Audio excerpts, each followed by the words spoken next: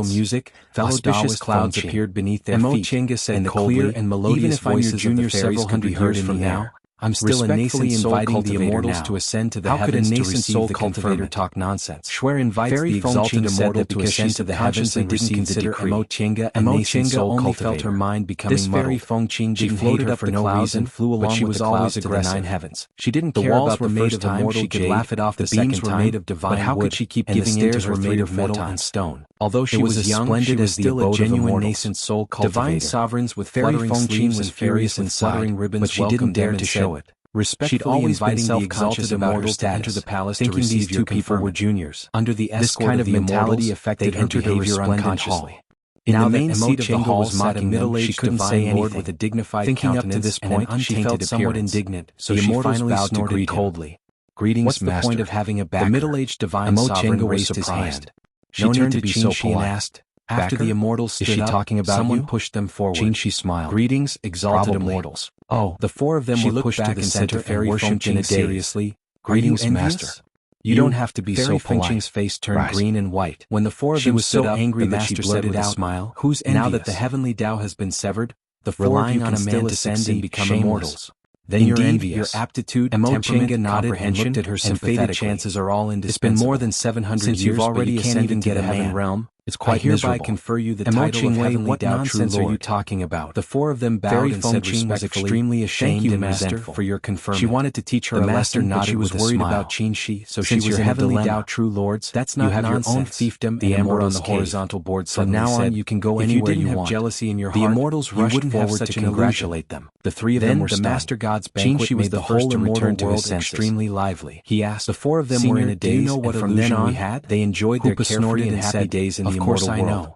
They made a immortal, and immortal. With a flick of their fingers, at each other, they could annihilate a country and casually throw out a fruit to change the world. Here and that no one was there around them was probably mortals worshipped them, and immortals if he could control the illusion, wouldn't it be useless? She felt a little cold, as if he knew what they were thinking, and the scene in front of her suddenly distorted. Our Qilin clan is innately mysterious. Looked at the human world under her feet in a daze and suddenly said, he then pulled the silver ring on his wrist impatiently. If it weren't for this thing, suddenly his internal organs were burning. So it's because of your innate talent.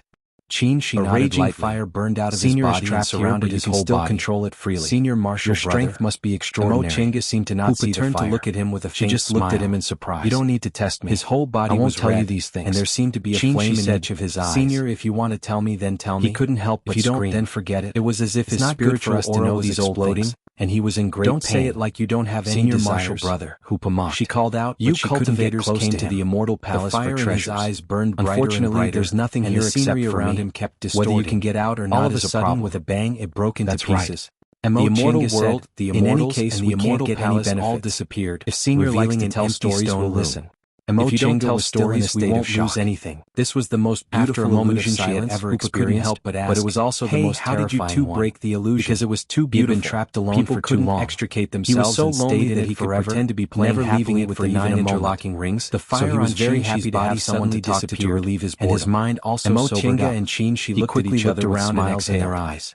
It's Chenga said, there are two reasons why Senior's illusion failed. Do you hope it's real? What happened in the illusion didn't match our experience and personality. He said, I hope it's real, but I also hope it's fake. Chenga was stunned. He sat up and asked, what do you mean? What do you mean? He lowered his head, Chenga said, and his eyes revealed a rarely seen bewilderment. Does Senior know my background? Attaining the Tao and becoming an immortal seems very beautiful. You're young and high-spirited. But if it's really like an illusion, you're probably the child of an aristocratic family. Something important. Chenga pointed at Qin Shi. Paused for a moment, what about then nodded softly and said slowly, I originally thought her becoming an immortal was my ultimate goal. He's still young, but after like an old man, I realized that although I want to become an immortal, so he's always thinking about this world and abandon everything. Qin Shi, for example, her master. This was the first time he encountered a situation where others thought he was a child of a poor family. She didn't want to abandon the people she thought were important to her. Chenga was also speechless. Could it be, just as she was about to speak, Hupa said in surprise, could it be that becoming an immortal is our goal? Chenga frowned and said unhappily, suddenly became firm. Can you not use the mind reading becoming an immortal isn't our goal? If you use the mind reading technique, we want to embark on the great Tao and ascend to seek immortality.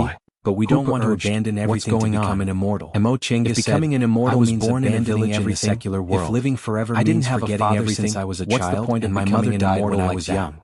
Before I became an adult, I followed my uncle. Even if the road was full of thorns, I still had to move forward. I became a disciple of my master. It wasn't because I wanted to lose something, but because I wanted to guard it. I wanted to guard myself, then pointed at Qin Shi. Guard what I loved, guard the people and things I cared about. Chenga said, when he was immortal, he was a child of her prince's mansion. The figures of Mo Yao of immortality, he became the beloved disciple of a nascent soul to immortality. To seek power isn't be controlled by others. Hupa muttered, what was the path to immortality? At him again. Not high. Does he think we're in the Middle Ages or the distant past? Explore the true meaning of the world. Continued, her beginning was the same as lousy identity did you give us? She wanted to become stronger so she didn't have to be controlled by others, so she could protect herself and the people she cared about. Isn't it fun for a loving husband and wife to gradually grew up and gained enough power? She had another goal, just like the pair of curious and innocent eyes. Cultivating was something she felt happy about, and living forever was the goal she wanted to achieve. All of them cultivated like their state of mind. How could she live forever? To put it simply, she wanted to know the answer to these questions, so she continued to marry me because it without hesitation, the innocent, cutting down all obstacles. If I really became a husband and her becoming an immortal wasn't to abandon her master, death, and I definitely wouldn't have confronted him under such circumstances. Why? Since she could abandon everything, what was her original goal? Because our relationship wasn't to lose betrayal is even more intolerable. She didn't answer immediately. It's wrong to put it on me. He had to have his own answer to this question. What was the purpose of cultivating? Then said, why did he feel regret when he became an immortal realistic next time? He still remembered that when his master went to the prince's mansion to take him away, he only asked one question. If there's a next time, I'll definitely trap you in the illusion and never come out. At that time, he still didn't understand the meaning of cultivating. No matter how realistic Senior's illusion master's elegant demeanor, so he naturally answered, in the illusion, I have no feelings for my illusory parents. He set foot on the path to immortality. It'll be the same even if I do it again. He never asked himself why. Next time, I won't make it up like naturally, and he didn't need to ask why. Because of this mentality, he never encountered any bottlenecks before he formed his nascent soul. Junior, it's even his master praised him, saying he was born to cultivate and was about to punish her. But he heard although he suffered a setback because of Mo Chinga, Junior had nothing to do with his Tao heart. Even though he failed to form his nascent soul 3 times, it wasn't because of his Tao heart. Chapter 601. It wasn't until the illusion just now that he suddenly realized his Tao heart wasn't Hoopa to look at. Since his Tao heart was firm, why did he feel like he lost something after becoming an immortal? After a while, becoming an immortal his goal? What do you want?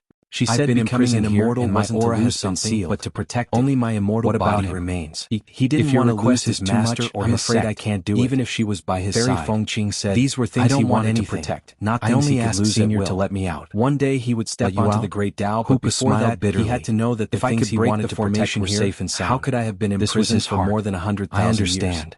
I can't satisfy your request. I want to become an immortal, but not like this. Senior, the two of them looked at each other and smiled. I can only make the illusions I wanted to produce, they had to have the same heart to continue moving forward. Besides, this place isn't just an illusion is this? I haven't escaped for tens of thousands of years because this place is like an inescapable net. This one doesn't have any loopholes. The more Fairy Feng Qing listened, she shook his head. The paler her face became. It's an immortal's item after all, she said in a trembling voice. He shifted his gaze. Trapped here forever? Hoopa said faintly. You have lifespan, so how can there be forever? Sitting cross-legged when your lifespan is up, you'll be free. Showing no signs of breaking free stared at him blankly.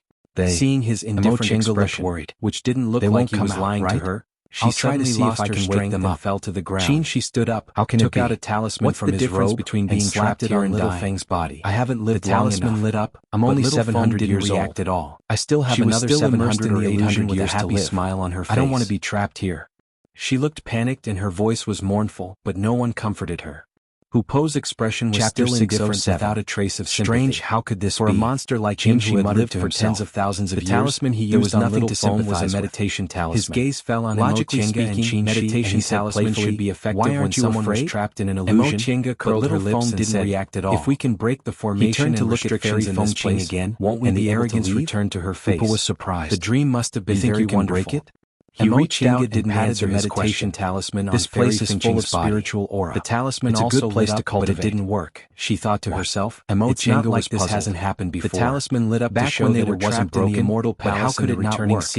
If they hadn't gathered 4 people and weren't the mind, they would have never thought about it and suddenly thought of a possibility. Now that it had happened again, it wasn't that scary. And broke into a cold sweat. Don't forget, they had the mystic void cloud formation in their ugly expression. Even if they didn't have enough people, after 30 to 50 years, she calmed down a little. The vermilion bird's the meditation talisman has the effect of calming the mind and calming the disturbed to advance to the 8th rank. But now, the meditation talisman obviously wasn't broken, set up the mystic void cloud formation. I can only think of one possibility. Looks like the two of you are pure Tao cultivators. He paused and said slowly, their minds weren't disturbed. Among all the Taoist cultivators, shouted, how could it be? Cultivators illusions are created by disturbing one's mind. Knowing that the array here could suddenly stopped, Fairy Feng Qing's reaction was completely different from the two of them. This isn't enough to distinguish their paths. Mo Chinga regained her composure after a long time and said, other Taoists indeed need to cultivate one's mental state, all the characteristics are obviously the same as an illusion. Although the path of Tao cultivation was arduous and full of misgivings, as long as one persevered, the path was really an illusion set by immortals. Senior, how could we get rid of it so easily? Shouted hoarsly. Right? Don't you want this Chinga bone anymore? It's impossible for us to get rid of an immortal's illusion, he said faintly. Immortal and indestructible existences like me could have regrown limbs long ago. Let's go to another door. I only kept this bit of regret to remind myself of the past. You're too self-righteous. Let's not care about speaking.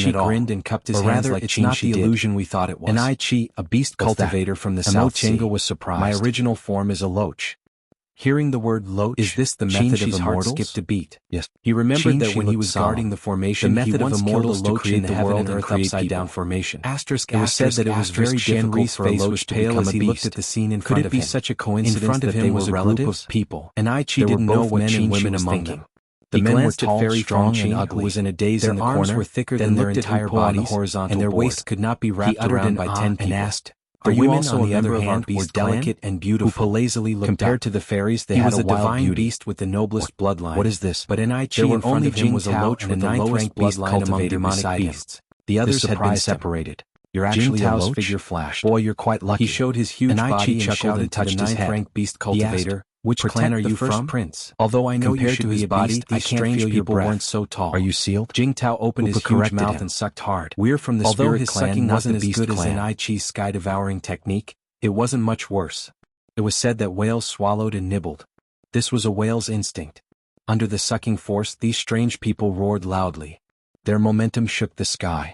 All of them gathered together and punched at him.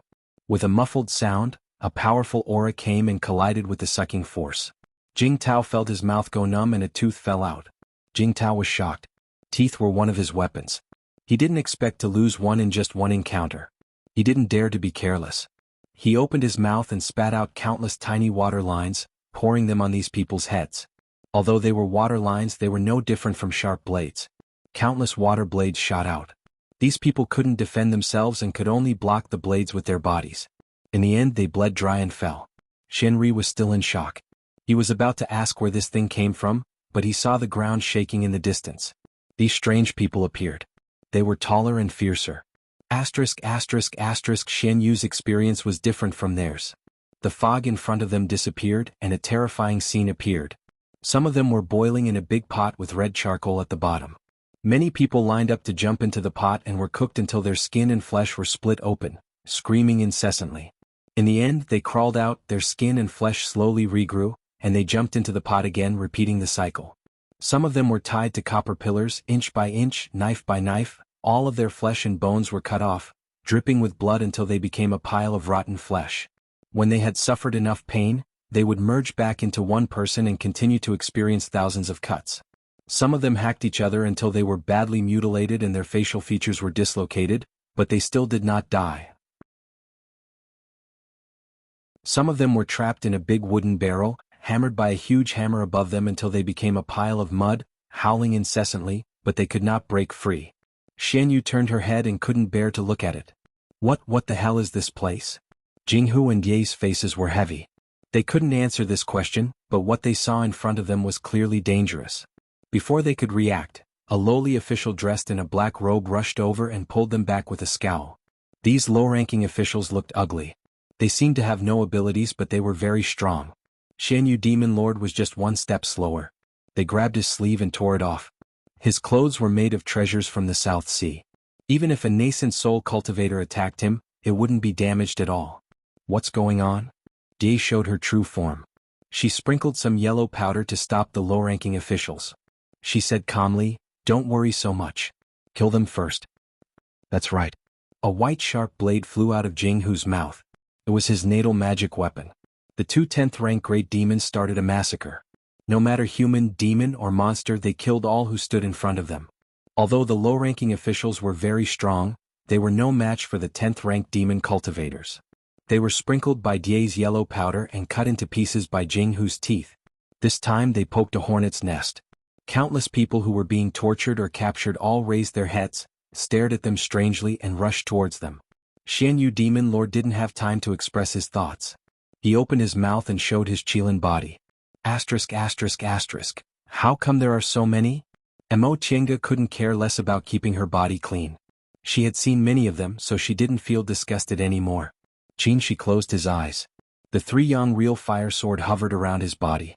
He used the secret art, causing the vermilion bird's flame to continuously gush out from his yang spiritual bead. A simple and unadorned longbow with bright flames slowly emerged in front of him. Shi opened his eyes. He held the bow with one hand and pulled the taut string with the other. Bright and destructive flames sprang out from his fingertips, and he slowly pulled the string. The vermilion bird bow. Mo Chenga exclaimed, "You want to use the vermilion bird bow?" She said, "How can an immortal hold back?" He pulled the vermilion bird bow into a full moon. The vermilion bird's breath gushed out and turned into the vermilion bird's flame, which took the shape of an arrow and burned on his fingertips. He focused and aimed the vermilion bird bow at the sky. As soon as he let go, the vermilion bird arrow, which carried incomparable power and destructive aura, rushed to the surroundings. Boom, boom, boom. The restrictions in the surroundings were burned by the vermilion bird's flame. The evil spirits were also killed, and the original stone room appeared. This arrow condensed all the vermilion bird's breath that could be used. She felt dizzy and almost fell to the ground. The evil spirit formation was broken, but he also temporarily lost his ability.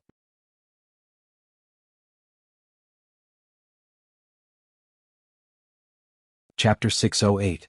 With the evil ghost gone, Mo Chenga didn't dare to stay any longer.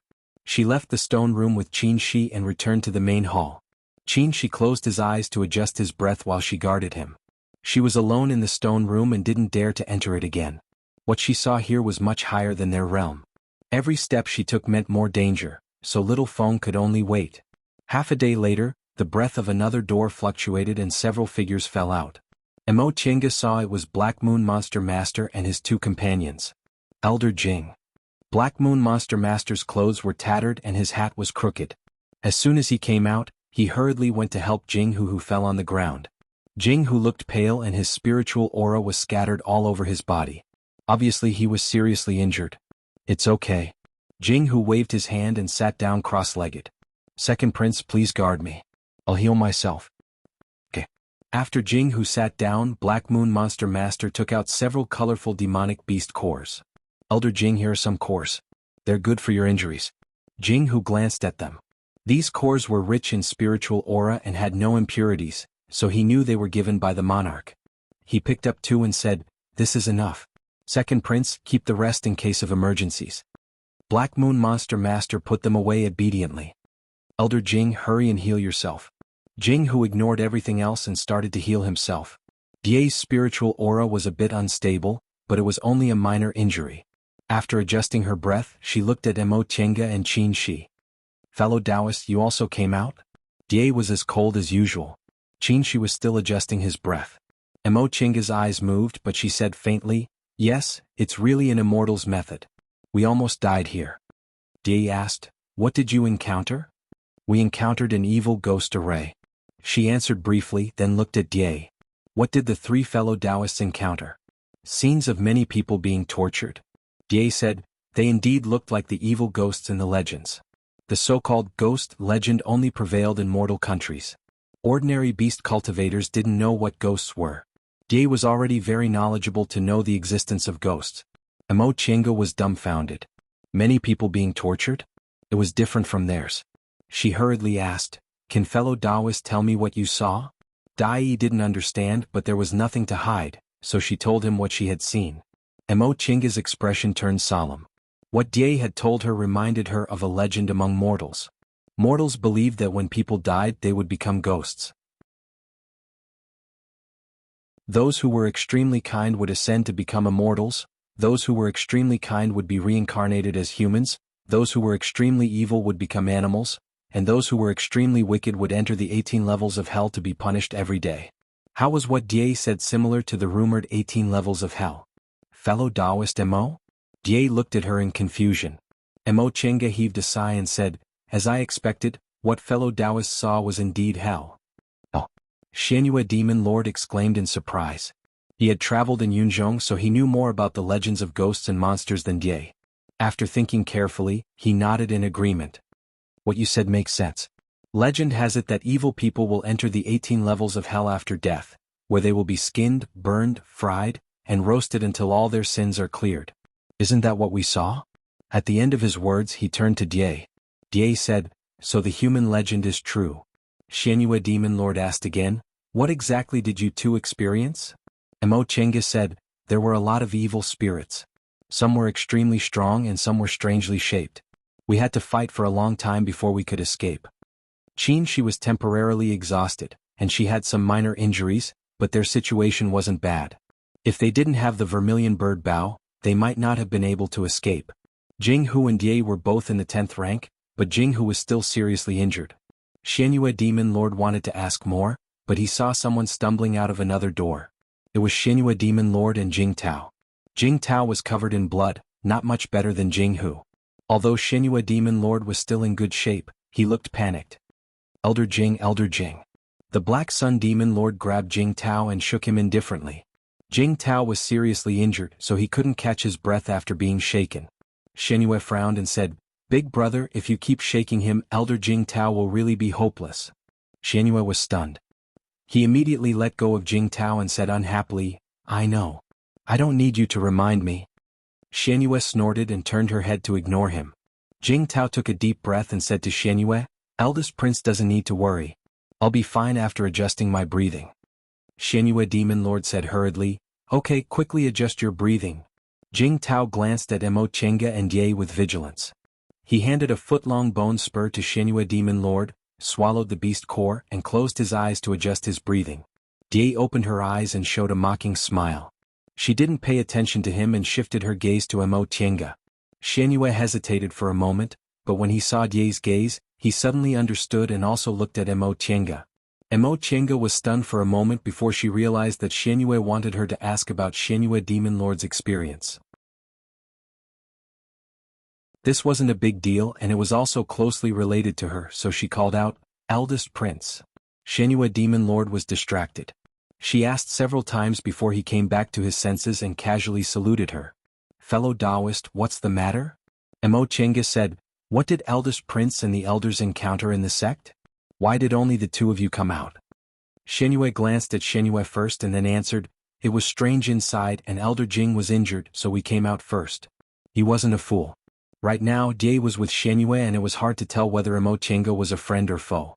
If he told them the truth, wouldn't he be sending himself to the mouth of others? They were separated after they went in. Another 9th-rank beast cultivator was torn to pieces by a monster while protecting him, so he had to hide his current situation. Strange? Shenri replied, "There were many monsters inside. They looked like humans but they were very different. These monsters were very tall and strong with extraordinary strength. The men were extremely ugly and the women were extremely beautiful. We couldn't resist them and with great difficulty, we managed to escape." "I see." Mo Tienga frowned. She felt the monsters Xianyue Demon Lord mentioned were a bit familiar. "What about you? What did you encounter?" Xianyue Demon Lord asked while his gaze swept over Xianyue and the others. Mo Tienga said, "We were besieged by evil spirits. As for the second prince and the others, they saw hell." "Evil spirits?" "Oh." These terms were strange to Xianyue Demon Lord. Mo Tienga explained to him. She had read a lot of ancient books and could remember most of these legends, but she didn't know the details. There were many legends among mortals. Many of them were passed down by word of mouth and later changed beyond recognition. Most of them couldn't be taken seriously. After listening to her, Xianyue said, "It's really strange. What you encountered was related to ghosts, but why were we completely different? Those monsters were definitely not ghosts. They carried the breath of destruction and obviously didn't have a high rank, but they could injure Elder Jing. Since they're monsters, how can we use the cultivation world's method to classify them?" Xianyue said, "Ghosts and monsters are different from us, and their Tao is also completely different." Xianyue sneered. "Second brother, you really know a lot. Do you know how to deal with them?" Xianyue was stunned. He glared at him and said nothing. "Different existences, different Tao." Mo Tienga murmured. Suddenly an idea flashed in her mind. She clapped her hands and said, "Right, why didn't I think of it?" The three monsters turned their heads at the same time and asked in unison, "What?" Mo Tienga said, "Tall, strong, extremely ugly men and extremely beautiful women. This is recorded in ancient books. In ancient myths they were called Azura." "Azura?" Xianyue frowned slightly. "Why is this name so strange? I remember. I once heard from a Buddhist cultivator that Azura was one of the ancient gods.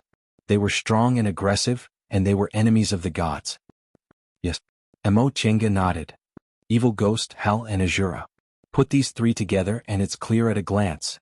After the ancient gods created the world, they divided all living beings into 6 paths: heavenly path, human path, hell path, hungry ghost path, animal path and Azura path. There are 6 gates here. What we saw was hungry ghost path, hell path and Azura path. Presumably the remaining 3 gates are heavenly path, human path and animal path. The first gate they entered was heavenly path, which was why there were immortals and gods. Speaking of which, the 3 groups of people were really unlucky. Human path and animal path were relatively mild, but they entered the most difficult hungry ghost path, hell path and Azura path. As for heavenly path, although they walked out easily, they probably didn't become immortals and didn't integrate into that path so they could leave easily. Little Feng and Fairy Fengqing hadn't come out for a long time, which showed how dangerous it was. Thinking of this, she was a little worried. Could little Feng make it through? All living beings in 6 paths. Qin Shi's voice rang out. He finished adjusting his breath and opened his eyes. There are all living beings in 6 paths here. It's indeed an immortal treasure. "Are you okay?" Mo Tienga asked happily. Qin Shi smiled. "I'm not injured. I just adjusted my breath and recovered my spiritual aura." Hearing this, Die became more vigilant. "Fellow Taoist Qin," Xianyue asked, "in your opinion, is this a small world created by immortals?" Qin Shi shook his head. "It's an exaggeration to say it's a world. At best, it's a magic weapon with the ability to simulate the 6 paths." "Magic weapon?" "Yes. Qin Shi looked at the gate next to him. One gate is one path, the 6 paths are one, and all living beings in 6 paths are present. It can be called a small kiliacosm. But how can the real operation of the 6 paths be real? All living beings in 6 paths can only exist in this immortal palace, so it's not a real small kiliacosm. Therefore, this treasure can only be regarded as a simulation of the 6 paths. He spoke clearly, so the 3 beast cultivators all believed him. Xian Ri blurted out, "Then what should we do? Can we break the operation of the 6 paths? Although it's a simulation, how can cultivators in our realm interfere with the 6 paths?" Qin Shi sighed. "It's impossible for us to break it head-on." Xianyue frowned. "Are we going to return without accomplishing anything?" "Second Prince, don't worry," Die said. "Since the Divine Lord let us come, there must be a way."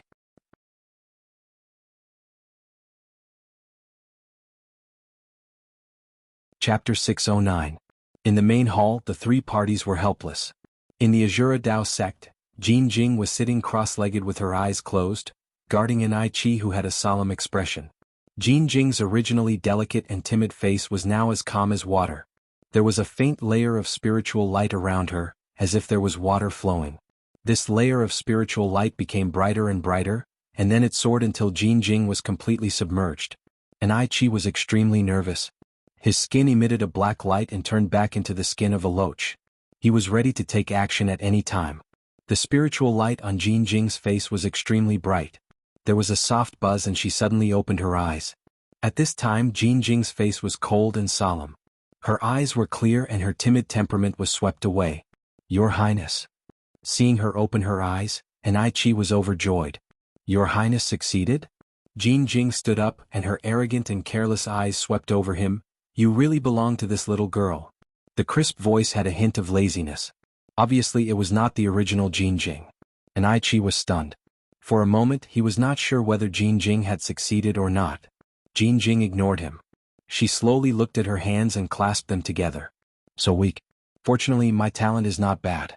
If I cultivate properly I still have a chance to break through to the 10th rank." This tone, this expression. And Ai Chi thought of a possibility.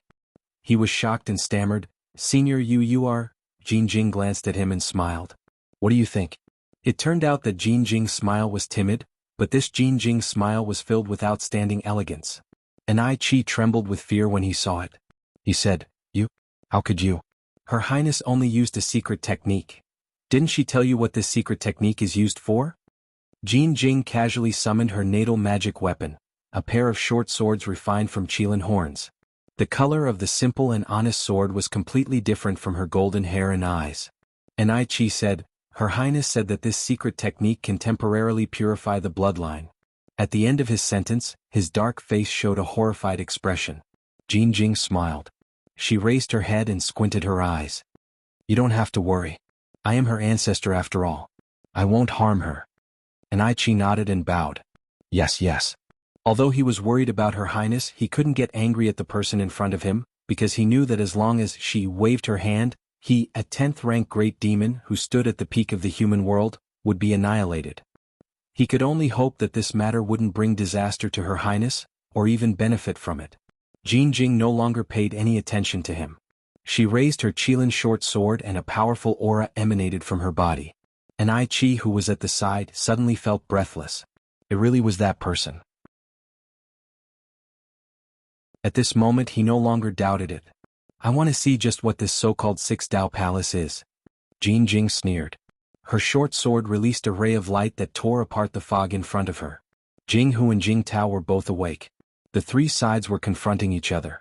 Under normal circumstances, Mo Tiange and Qin Shi were the weakest. Moreover, they were from different clans, so it was very likely that they would become the common target of the other 2 clans. But it was not the case now. The hatred between Jing Hu and Jing Tao obviously surpassed theirs, and Jing Hu of Xianyue still had Die, while Jing Tao of Xuanri only had 2 people. They needed another force to balance things out. In this case, the 2 of them were actually the safest and could watch the show as if it was none of their business. Unfortunately, Jing Hu and Jing Tao were quite smart. If they confronted each other now, it wouldn't do them any good. Therefore, after a short confrontation, they chose to negotiate. "Whether it's you or us, we came to the Eastern Sea for the same purpose." Jing Tao was expressionless. "We've been fighting for thousands of years, but it's not for this place." Jing Hu put on a fake smile. It's been so many years, but this is the only thing you say that sounds like a human. Jing Tao snorted but didn't answer. Enough. Ye said impatiently. We can talk about nonsense later. Let's talk about what we should do now. Everyone was silent for a while. Xian Yu was the first to speak. If this was a dead land, Divine Lord and Great Ancestor wouldn't have let us in. Xian Ri snorted. Isn't this nonsense? Xian Yu's expression was cold. He didn't pay attention. He was already used to it. No matter what he said, this big brother of his wouldn't give him a good look. Qin, she said, but the injuries we suffered just now weren't fake. If I didn't happen to have secret treasures with me, it's not impossible for us to die here. He glanced at the few great demons. Elder Jing's injuries are also quite serious, right? Jing Hu and Jing Tao's expressions darkened. Xian Ri's expression changed several times. He said in a low voice, Heng Jie was killed inside. This place will kill people. Sure enough, some of them died. Mo Qingge and Qin Shi exchanged glances. Both of them were somewhat worried about little Feng in the heavenly Tao. But Xian Yu frowned even harder. Divine Lord and Great Ancestor won't harm us. Divine Lord didn't harm us. Jing Tao said, Lord Divine Monarch only said that if we enter this place and find the item that controls the restriction and bring it to him, we will be able to escape. However, he didn't tell us what to pay attention to. Isn't that strange? Yes. Jing Hu said in a deep voice, since it could suppress Divine Lord here, this immortal palace must be an immortal's treasure. If Divine Lord knew there was danger inside, he definitely wouldn't not mention it, but he didn't say anything. So, Die said slowly, Divine Lord doesn't know what's going on here. What? Xian Ri and Xian Yu exclaimed at the same time. In their eyes, as their ancestor, Divine Lord, had great magical powers and was trapped here because of bad luck. When they were told to enter the immortal palace, their ancestor was calm, so they thought everything was under control. Xian Ri was flustered. He stamped his feet and said, Why didn't Grandpa Divine Lord tell us? What should we do now? Should we go out and ask first? As he said that, he looked at the entrance of the Xuanshu cloud-linking formation. First Prince. Jing Tao raised his eyebrows and stopped him. Since Divine Lord didn't say anything, there's nothing to say. What's the use of asking? But. Xian Ri was in a dilemma. Are we going to die like this? Nonsense. Jing Tao didn't care about his identity and shouted solemnly, How could Divine Lord let us die in vain? We'll definitely be able to find the item to break the restriction smoothly. And what Elder Jing said is reasonable. Xian Ri swallowed and tried his best to calm down. He had always trusted Elder Jing. Now that they were in danger, he trusted him even more. Xian Yu Monster Lord shifted his gaze and saw Mo Qingge and Qin Shi on the side. He suddenly thought of something and asked, Fellow Taoists, what do you think? Mo Qingge pointed at herself in surprise. Xian Yu said, Since the two of you could set up such a great formation, you must be very proficient in formations and restrictions. He was talking about Bishuan Court's great mountain protecting formation, which killed more than 20 beast cultivators. Xian Yu gnashed his teeth in hatred when he thought about it, but he couldn't lose his temper now and could only endure it. Qin Shi gave her a meaningful glance, signaling her to speak first. Mo Qingge thought for a moment then said slowly, I think we can't break the restriction in the Immortal Palace. The beasts didn't expect her to deny their goal right away. Xian Yu asked, Fellow Taoist, what do you mean? Did we really come here to die? Of course not, she said. Let's think carefully about Senior Hupo's behavior. First of all, he didn't want us to help him escape at first. It seemed like he didn't think we could help him escape. The beasts couldn't help but nod. If it weren't for their insistence, Hupo wouldn't have said they could break the restriction in the Immortal Palace. Mo Qingge continued, Second, Senior Hupa didn't think deeply or feel too conflicted when he let us enter the Immortal Palace. What does that mean? Xian Yu asked. It means, Qin Shi said softly, he just said it casually and didn't expect us to break the Immortal Palace. Xian Yu was stunned. Then why did he let us in? He didn't want us to come here to pass the time, right? Mo Qingge glanced at him. Although he didn't think deeply, it wasn't without a purpose. Xian Yu was confused. Fellow Taoist, if you have something to say, just say it. Mo Qingge spread her hands to show her helplessness. I'm just saying. He didn't understand, so there was nothing she could do. I think Senior Hupo thought it would be difficult for us to break the restriction outside the Immortal Palace and enter with our strength. If we couldn't get in, we'd give up, but if we got in. If we got in, it means we're quite capable, Xian Yu said. Exactly. Emo Chenga nodded. Senior Hooper only paid attention to us when we opened the door to the Immortal Palace. But what's different is that he only told us to go inside to find the thing controlling the restriction after I asked. Don't you think it's strange? The beast couldn't help but nod. Die said thoughtfully, Lord Divine Sovereign, it seems he really just said it casually. How could he casually say such an important thing? Qin, she said faintly, this can only mean that his purpose of letting us in was fake. Why is that? Xian Yu frowned, puzzled. Forget about you guys. Great Ancestor Divine Sovereign doesn't need to lie to us. No, Jing Hu said firmly, Lord Divine Sovereign didn't lie to us. Jing Tao said, he just wanted us to go inside. It has nothing to do with our purpose. What? Xian Ri and Xian Yu asked at the same time. They had been brothers for so many years, but this was the first time they were so united. I don't know. Emo Chenga spread her hands and threw the question aside. Jing Hu said, can we contain the power of the Immortal Palace if we enter it? Emo Chenga couldn't help but nod. This was also her guess, but it was just a guess. So, Die, who stood indifferently, said in the end, we'll try our best to test this Immortal Palace while preserving our lives, which can be considered as helping the Divine Sovereign. All the beasts and humans agreed. On one hand, they felt her analysis was reasonable, and on the other hand, they didn't want to take risks. What good would it do them if they lost their lives here? That Divine Sovereign had no reason to want their lives.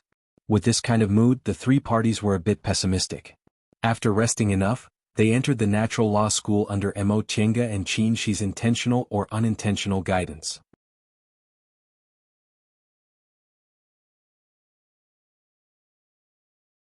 Chapter 610. The mist dispersed, and the strong and ugly Azuras pounced at them. Jin Jing raised her eyebrows, and with a flick of her finger, the Qilin dual swords turned into thousands of sword rays, killing all the Azuras as easily as killing flies. And Ai Chi, who was following behind, was dumbfounded. In order to protect Jin Jing, he was almost torn into pieces by the Azuras, and he finally managed to set up a barrier to temporarily save his life, but Jin Jing killed him just like that. The mist thickened and dispersed, and the Azuras appeared again, pressing down on them. Jin Jing snorted coldly, and the sword rays shot out again, killing all the enemies. And Ai Chi was stunned. Perhaps they sensed Jin Jing's strength. These Azuras became stronger and stronger. In the end, an Ai Chi could no longer observe them, and only felt that each of them was much higher than him. Only now did he believe that the master of this celestial palace was an immortal. They must be too weak for the celestial palace to deal with them. As the strength of the Azuras increased, Jin Jing's expression became more and more serious, and it took more and more time to kill them. And Ai Chi consciously used his life-saving means and hid at the back. A battle of this level was not something he could watch. If he was not careful, he would be killed. Another batch of Azuras were killed. Jin Jing put away the Qilin dual swords and sneered, "What, Six Paths Palace? Great immortal treasures? Nothing more than this." No one responded to her. The surrounding Azura flesh suddenly wriggled and crawled towards the center, until they merged into a pile and slowly turned into a huge male Azura. His body was as tall as a small mountain, and his feet were wide enough to kill 100 people with a stomp. More importantly, his aura was shocking. Standing there, it was as if a huge mountain was pressing down on them, making it hard for them to breathe. The Azura's ugly face lowered, and his huge eyes stared at Jin Jing. Suddenly he said, "You are thinking too simply." "Is that so?" Jin Jing smiled lazily, "You are finally willing to come out." The Azura said, "I will not let you have the chance to go out." Jin Jing suddenly sneered and said in a mocking tone, "It's been more than 100,000 years. I really don't understand what heavenly rule I have broken for you to imprison me here." The Azura's tone was flat. "You are not imprisoned because you broke the heavenly rules, but because you are too dangerous." "Too dangerous?" Jin Jing smiled. "According to you, I don't even have the right to fight for my own fate?" Azura was expressionless. "Since this is fate, how can it be resisted?" "Ha ha ha." Jin Jing laughed, and in the end tears came out of her eyes. "If that's the case, why create life? Wouldn't it be more obedient to create a bunch of dolls?" "You don't have to do this." The Azura's voice did not carry a trace of emotion. A human cultivates to become an immortal, and a demon cultivates to become a spirit. You can already ascend to the spiritual realm and escape your fate, but you insisted on staying. Jin Jing stopped smiling and looked at him coldly. If that's the case, why can't my descendants ascend? Why were humans only able to cultivate to the soul formation stage? Did you give them a way out? Azura said, "What's the point of telling me? I'm the artifact spirit. These rules have nothing to do with me." Good. A spiritual light flashed between Jin Jing's fingers, and the Qilin dual swords burst into a dazzling light. "You've been with me for more than 100,000 years and you've worked hard. Instead of going on like this for hundreds of thousands of years or even millions of years, it's better to end it here." Azura didn't answer. His whole body was burning with a monstrous fighting spirit. What's this? Xian Yu's face was pale as she looked at the thing in front of her. It was rare that Xian Ri didn't contradict him, but his face was also very ugly. They were on a barren mountain. The sky was dark, the trees were withered, and the Yin aura was dense. From time to time, crows cawed, but there was no vitality at all. From time to time, black or white shadows appeared among the dead trees, floating here and there. Mo Chinga's face was even paler. Xian Ri and Xian Yu only thought the scene was horrible, but she knew this shouldn't have happened. This gate was the gate of the heavenly Tao not long ago. She looked up at Qin Shi and whispered, "Senior Martial Brother, why is it like this?" After a long time, Qin Shi said, "Maybe the 6 paths of reincarnation can be changed?" Although the 6 paths of reincarnation didn't mean that, this immortal palace was only a magic weapon, so it wasn't impossible for it to represent the 6 paths of reincarnation. The demons didn't know what they were talking about. Jing Hu turned around and asked, "Fellow Taoists, is this the hungry ghost realm you experienced?" Mo Chinga shook her head hesitantly. "What we saw wasn't like that." "Then what kind of situation was it?" She said, "It was just a space with many evil ghosts rushing at us, unlike now where there's a real scene. What they experienced in the hungry ghost realm before was a typical offensive formation, but this one had the characteristics of an illusory formation, which was many times more brilliant than that one." "It's coming," Qin Shi whispered.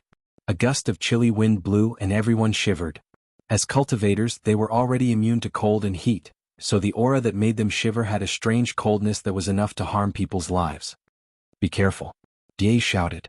Her yellow clothes unfolded, and she revealed her true form. She turned into a huge yellow butterfly. The Yin aura invaded and turned into a horrifying evil ghost, drenched in blood, rushing at them. Xian Yu was the first to bear the brunt. He waved his sleeve and a blue light flew out, turning into a blue light. However, when the blue light collided with the evil ghost, it only blocked it for a moment before it shattered into thousands of pieces. This shattering was like a heavy blow to Xian Yu, who flew backward. Die flapped her wings and a gentle force supported Xian Yu, stopping him from flying backward. Jing Hu attacked at the same time.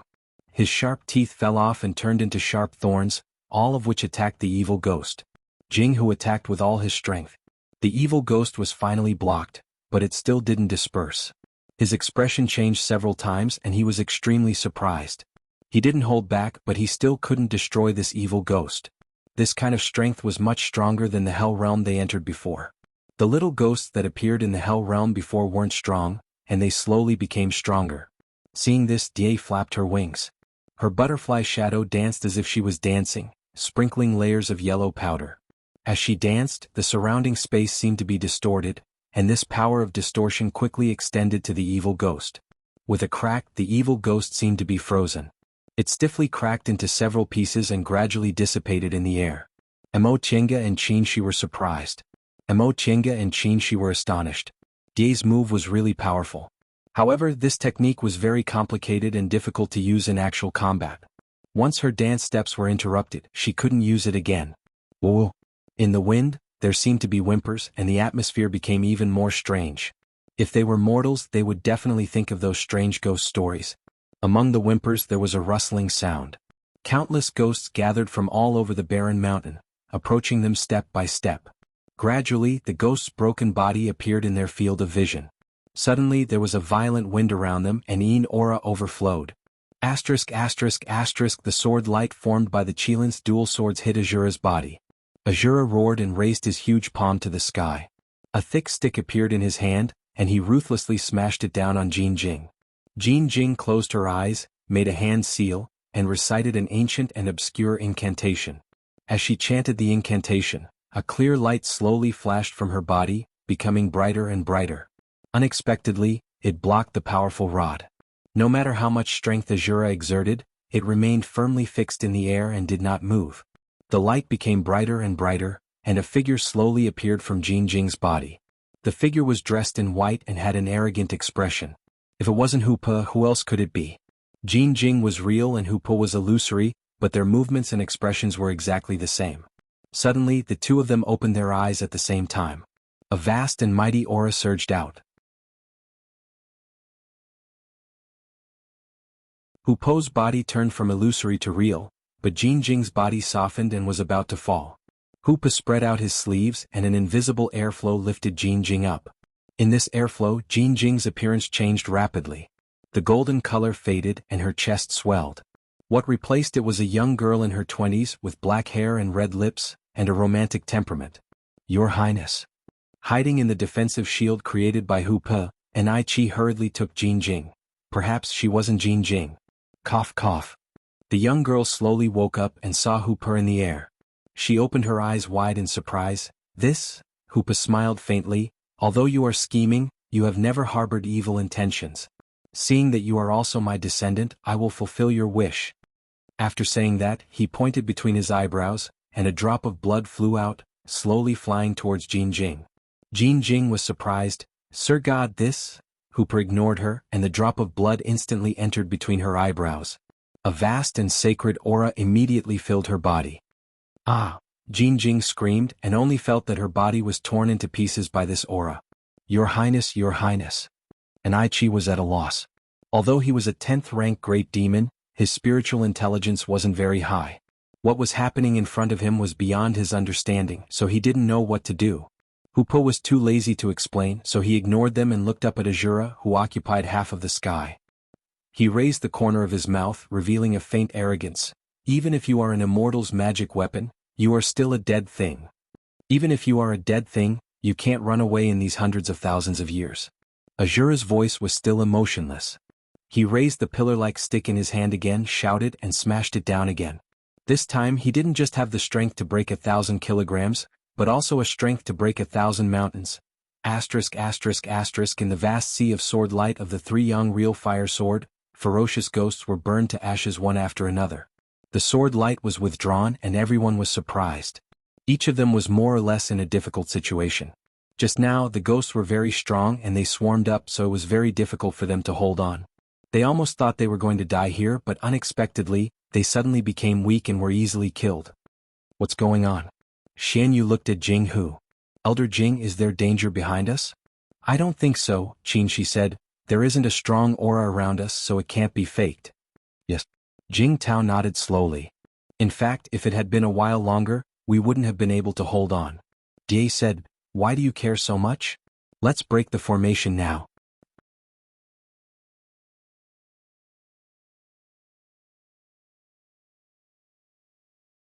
Chapter 6:11. As soon as Die finished speaking, the surroundings suddenly shook. What's going on? Xian Ri shouted. Jing Tao waved his sleeves and protected Xian Ri behind him. First Prince, be careful. The aura around them was chaotic. The aura of evil ghosts lost its original pattern and scattered everywhere. In the end, cracks began to appear in the space they were in. The cracks grew bigger and bigger until the barrier could no longer be maintained and collapsed. This collapse made them realize that this wasn't an illusory formation created by a formation but a real independent space. The power of the space collapse instantly caused a great impact on them. Puff, puff. Xian Ri and Xian Yu were the first to vomit blood. Jing Tao and Jing Hu hurriedly used secret techniques to protect them. Mo Qianga wasn't much better. If she hadn't instinctively thrown a puppet in front of her before the space collapsed, she would have been knocked down like Xian Ri and Xian Yu. The puppet made a cracking sound and lost its light. She waved the heaven and earth fan in her hand. The azure dragon roared and spat out a ball of golden lightning, which quickly spread into a golden net and covered the two of them. Qin Shi sword formation buzzed and protected the two of them. At this time, the tearing force formed by the collapse of the space almost tore them apart. After a long time, Mo Qianga woke up from the dizziness and gasped for breath. Qianga? Qin Shi helped her up. Are you okay? Mo Qianga shook her head and sat up. Ahem. Xian Ri and Xian Yu also got up. Looking around, they saw piles of immortal jades. The immortal palace had also collapsed. Great ancestor, great ancestor. A girl's clear voice came to their ears. Xianri and Xianyu were both stunned. They turned to look at the voice and saw a girl kneeling not far away, shaking the amber lying on the ground. Meow meow, the two of them said in unison. Xianri hurriedly stood up and said, Meow meow, why are you here? Jin Jing, or the third princess of South Sea, was mysterious. She ignored her brother's question and just looked anxiously at the weak amber. Divine Lord, what's wrong with Great Ancestor? Xianyu didn't ask the question Xianri just asked and hurriedly ran to the amber. Xianri also came to his senses. He and Xianyu ran to Hooper at the same time and knelt down. Great Ancestor, Great Ancestor. Ha! Hooper woke up and waved his hand to stop the other three from going forward to help him up. He propped himself up and sat cross-legged on the ground. The restriction has been broken. You can all leave. His face was pale and even supporting himself was strenuous. However, he was still arrogant and confident. Great Ancestor, come with us, Xian Miao shouted. Xianri and Xianyu nodded repeatedly. Hoopa laughed, I can't get out. Xian Miao was startled. Wasn't the artifact spirit of the immortal palace killed by Great Ancestor? Since the restriction has been broken, why can't Great Ancestor leave? Hoopa raised his hand, the bracelet on his wrist was still shining brightly. Just now when you purified my bloodline, I was able to use your body to unleash more than half of my strength. Now that the 6 Dao palaces have been destroyed, and the seals outside have been broken, how could the 6 Dao palaces be the only thing that imprisoned me? Is there no other way? Even if there is a way, how could they allow it? Hoopa smiled and looked up at the sky. Mo Chenga didn't know how they felt, but she had never felt the existence of the heavenly Dao as clearly as she did at this moment. Thinking of Hoopo's fate, she couldn't help but remember what her master once said. They were all God's puppets. The 3 Chilans were silent for a long time before they heard Xianyu murmur, if we knew this would happen, so what if we were trapped here for the rest of our lives? In the end we even implicated Great Ancestor. You're too soft-hearted. Hoopa sighed and said, your big brother's intelligence isn't good enough, but your temperament isn't good enough. You two can't win against your little sister. They all had 10th rank great demons protecting them, but they didn't notice that she was right beside them. Moreover, the 2 people they trusted the most were now her confidants. Hoopa smiled and looked at an Ai Chi who was guarding Shen Miao and Ye who walked over and saluted him. However, it didn't matter. They were all his descendants, so it didn't matter who won. Grandpa Divine Sovereign, what did you say? Xianri was still confused. Jing Hu and Jing Tao looked at each other and sighed at the same time. They all lost. Divine Sovereign's words clearly meant that he supported Third Princess to ascend to the throne.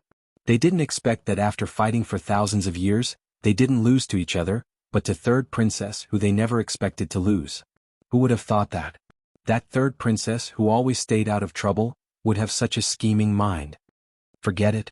Hoopa pulled himself together and said seriously, there's not much time left. I have something to say to you. Remember every word, understand? The 3 were startled and asked Shen Miao, Great Ancestor, what do you mean? The 6 Dao Palace isn't that easy to deal with. Hoopa smiled. He always had a smile on his face as if all these were nothing. However, the words that came out of his mouth were filled with tiredness. I'm already at the end of my rope and I'm about to pass away. Everyone was stunned. After a while, the 3 Chilans cried out in sorrow, Great Ancestor. The other demon cultivators also had sorrowful expressions. What are you all doing? As the person involved, Hoopo's face was calm. I've been trapped here for hundreds of thousands of years, and I've long been tired of it. I can't be free, so what if I have an endless lifespan? Today I'll perish together with the 6 Dao Palace. It's a release. Xianyu was sad. If it weren't for us, Great Ancestor wouldn't. No need to say more. Hoopa raised his hand and stopped him from blaming himself. Don't waste time. Xianyu couldn't hide his sorrow, but he obediently stopped talking. Hoopa flicked his finger and an invisible barrier appeared around them. He said, don't ask me about what I've done. This isn't something you can interfere with at your level. Even I'm just a moth flying into a flame. It's futile. Great Ancestor, Xianri asked in confusion, if that's the case, why did you do it? Hoopa smiled bitterly and didn't answer. He continued, these days I've heard about the current situation. I'm afraid that the world will be in chaos again. Again? Shen Miao noticed that he said the word, again. Hoopa nodded slowly. You probably don't know this, but after a few 100,000 years the world will be in chaos. living beings will be plunged into misery and suffering. When the chaos reaches a certain level, the world will be destroyed and all living beings will be wiped out. Ah, the three of them exclaimed. Xian Yu first thought of the old age and immemorial age that he had heard of when he was traveling in Yunzhong. The end of these two periods was accompanied by a great upheaval. Was there no one who was spared? Xian Miao asked. My Shumi Si doesn't participate in the disputes of the world. This time I found a clue and came to find great ancestors' estate. That's why I came into conflict with the human cultivators. It wasn't intentional. Of course there is. Hupa said, before I was imprisoned the world was already in chaos. In order to leave behind a trace of my bloodline, I went to the southern sea and created a small world there.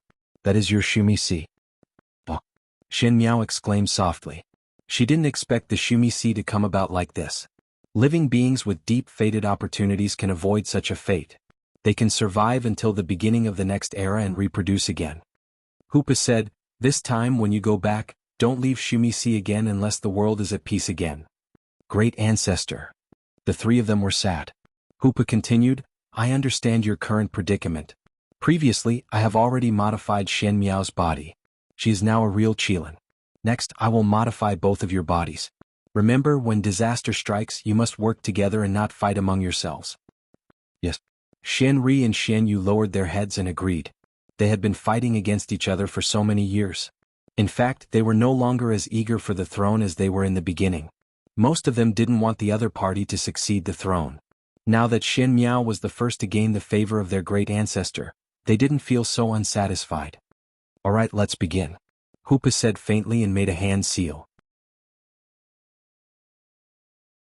2 drops of blood flew out of the space between his eyebrows and slowly entered the space between Shen Ri and Shen Yu's eyebrows. They groaned, and the pure Qilin bloodline set off huge waves in their bodies. Hupa flicked his fingers again and the barrier was broken. He looked at Jinghu and Jingtao. Come here. Jinghu and Jingtao stepped forward and kowtowed. Lord Divine Sovereign. Hupa said, they are purifying their bloodline. Protect them well. Jinghu and Jingtao were both surprised and happy. Yes, Junior will obey. Hupa waved them away and looked at Emo Chenga and Qin Shi. And you too. Emo Chenga was surprised. She pointed at herself and Qin Shi. Us. Hupa nodded.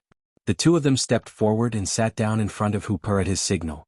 Hupa once again cast a soundproof barrier, but he just looked at them without saying anything. Senior, if you have any orders, please don't hesitate to tell us, Qin Shi said. Hupa looked at him and suddenly said, the vermilion bird's breath on that bird came from you, right? Qin Shi was stunned. He then nodded and admitted, yes. Hupa asked again, where did your vermilion bird's breath come from?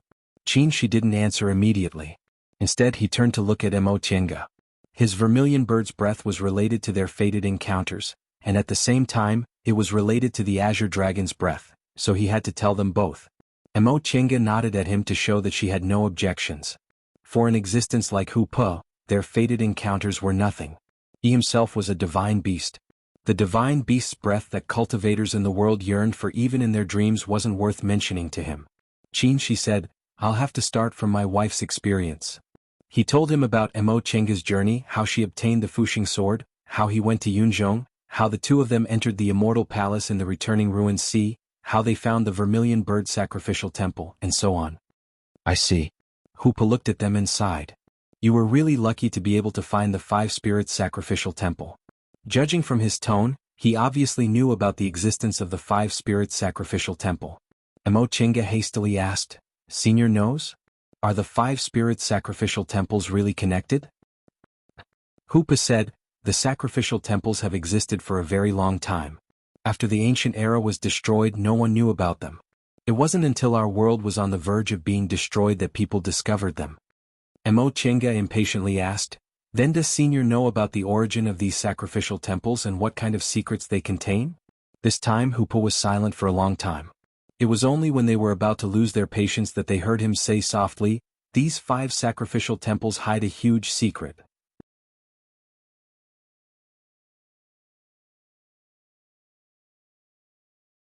Chapter 6:12.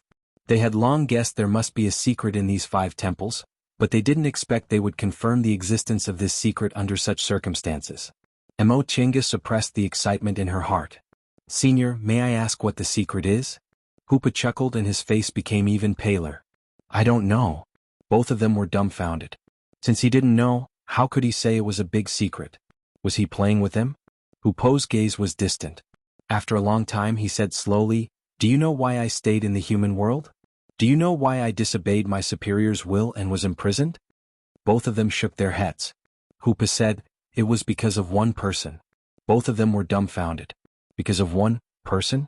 This secret was originally discovered by him, but he didn't survive, so I was the only one left. Hoopa lowered his gaze and didn't speak for a long time. After a long time he continued, when I was young I was very active. As soon as I could transform I went everywhere to play. We divine beasts were blessed by nature. We were born with extraordinary strength and could transform after a bit of cultivation. At that time, although I had already transformed, I was still young and didn't understand the dangers of the world.